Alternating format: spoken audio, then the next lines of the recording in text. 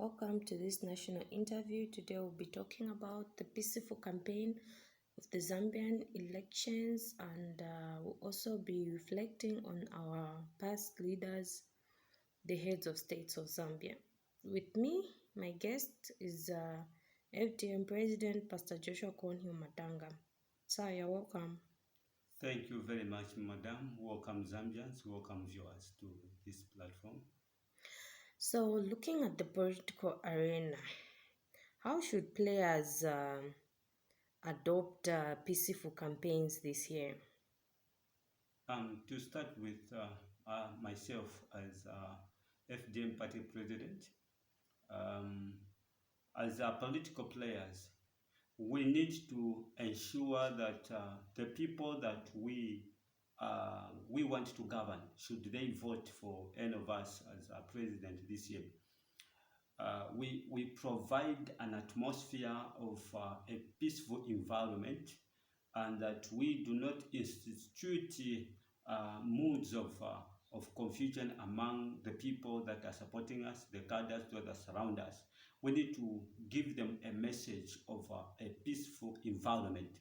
Now, if they cannot provide an atmosphere of a peaceful atmosphere, and we are not giving a good signal to our followers, and we're not telling the people the right way to behave, then as political players, it means we are not helping to create an atmosphere of a peaceful nation. We are tearing apart the peace that the country has on using violence as a means of getting to the top, but which should not be the case.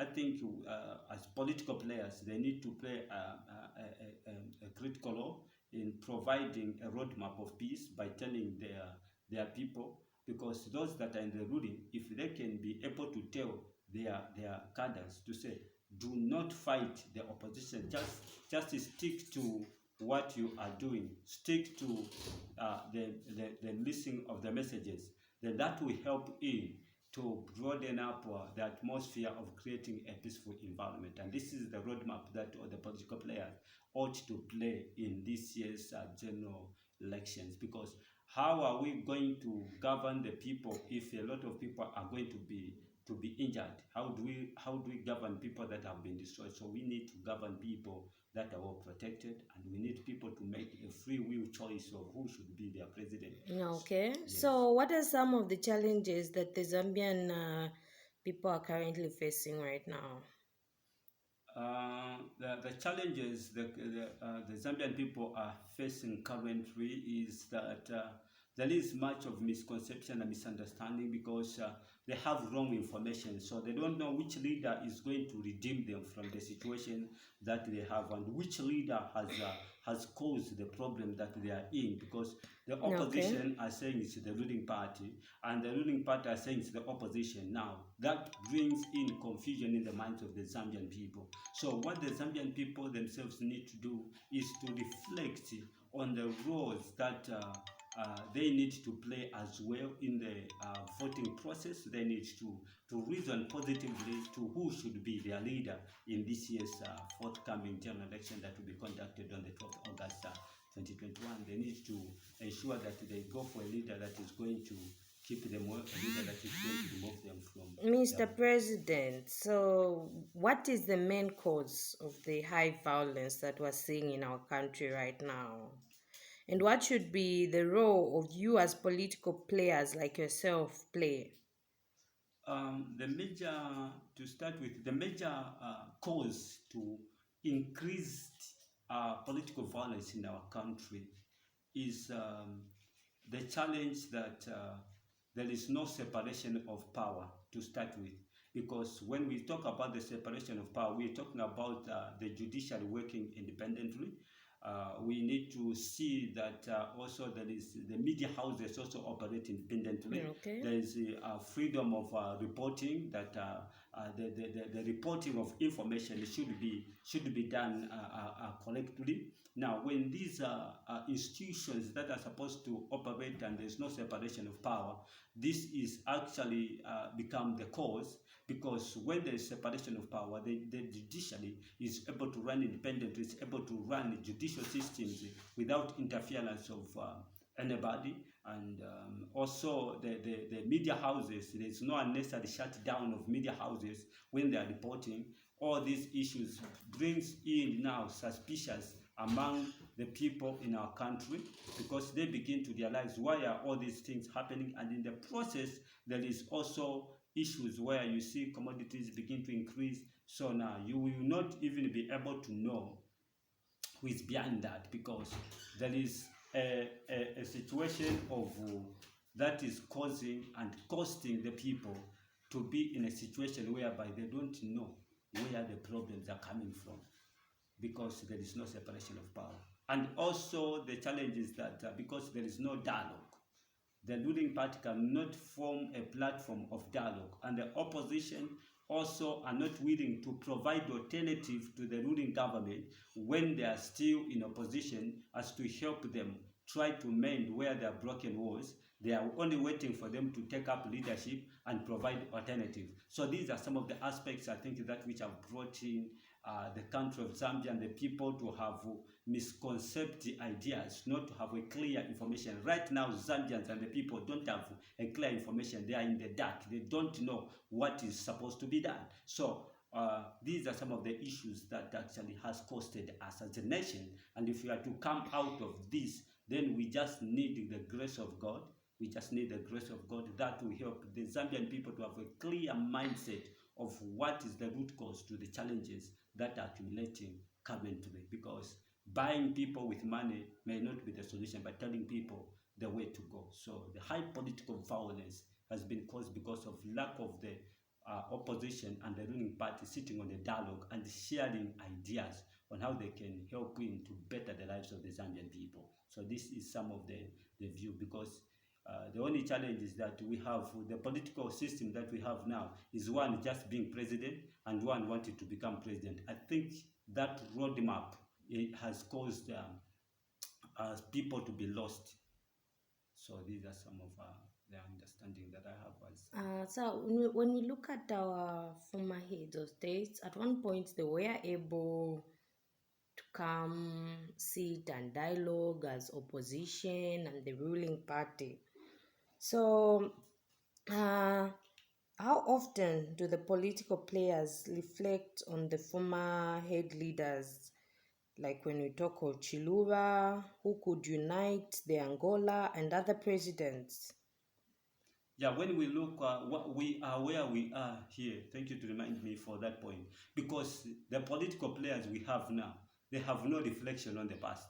They have been there in the past, most of them, but they don't know how to reflect on the past, because all they have is they look at the table, what is on the table. They don't look at how they should prepare something to come on the table. Because if they have a mindset to prepare what should come on the table, they'll be able to reflect some of the good methods that the former heads of state used, like in the time of Chiluba. Chiluba could manage to bring the Angolan counterpart, I think that was Savimbi and Jos Santos. At that time, they were able to reconcile in the State House. He managed to bring them. And you know, that has been an outstanding rebel for a long time. And there was peace in that country. They started on a new note. Now, if we can rob the wisdom that Frederick Chiluba had at that time, then it will help us also to know how we can reflect a peaceful atmosphere between the ruling government and the opposition, so that the citizens on the ground, because the poor should have a fair standing ground.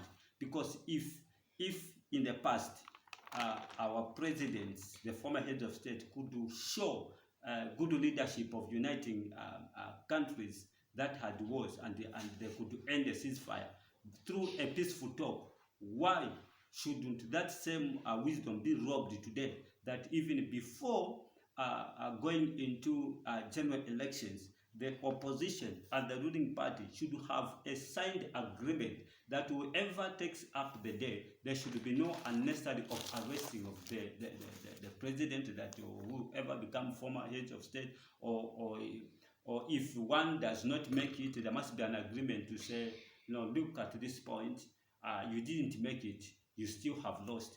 Because these are some of the volumes that anchor and have got a peaceful atmosphere for the country of Zambia. This is the roadmap that holds the peaceful for Zambia's 2021 general election. And if this is not going to be put into consideration now, we go to the poll to the 12th August without the ruling government and the opposition signing a peaceful agreement, it will mean that Zambia will have a challenge, because the opposition will not agree to say they have lost. Suppose they lost, because in an election there is a win and lose. So we don't know which way it will go, but this is a good roadmap that if we were to reflect on the former heads of state, Mr. President, why would you say, why is the dialogue failing to take place now?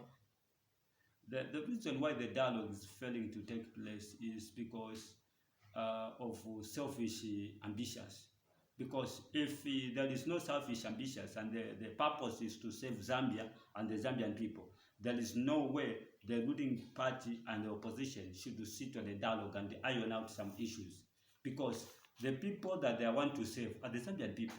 The country they want to be president is Zambia. So if they cannot sit on a dialogue, on a national dialogue, then it means they have no direction, or they are running away, diminishing, having the qualities of leadership to save Zambians. Because you see, diminishing, it means they are losing the potential and the value to save the Zambian people. Because what the Zambian people need is a leadership that is going to be able to reflect, to dialogue with people, to reflect, to agree with the view of another person at one point in a peaceful environment. Because what is there is the other group is just running, we want to take over.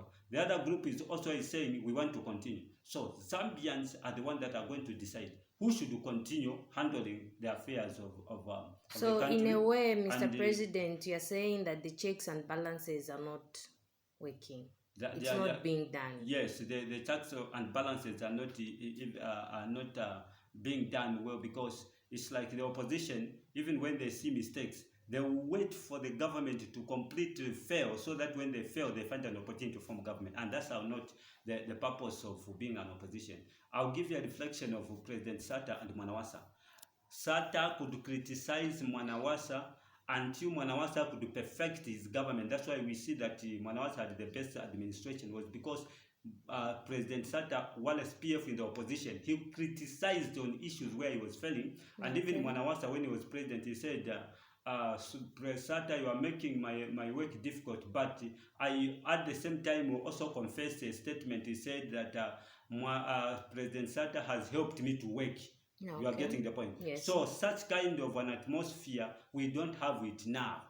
This is the reason why that even after Mwanawasa's reign, when he passed on, Pia Banda took over, the Zambian people still believed Sata can still make a difference because of how much he could talk about issues. You never just criticize. So, Mr. President, you are saying that if you were to become president of Zambia, you would allow the checks and balances of the opposition to take place?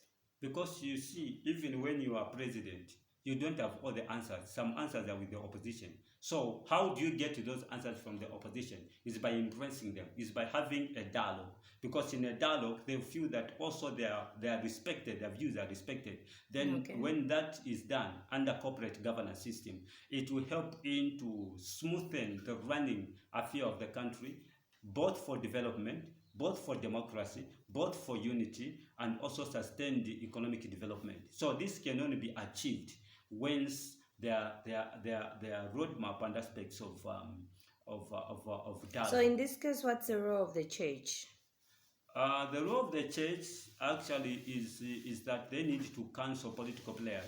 They need to counsel political players and give them guidance, and they need also to bring national counseling for the country and give a direction. It is the church that have the direction on how the country need to move, because the church, they carry the light.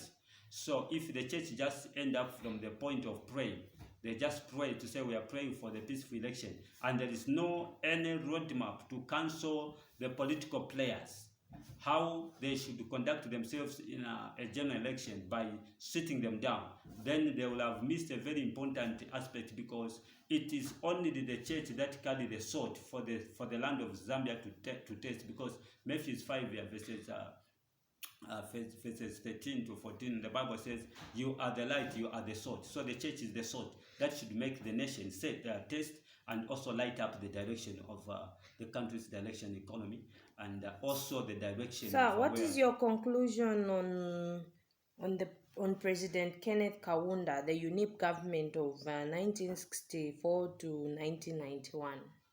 On the summary of President Kaunda's regime is that he had an understanding on uniting the Zambian people and all the 73 tribes. He had the wisdom that actually he could unite all the Zambian people during his time, despite that the people at that time were saying there wasn't much of the freedom of expression, but the role of government that he had at that time, he had a mode that could unite the Zambian people. There's never been such kind of political violence as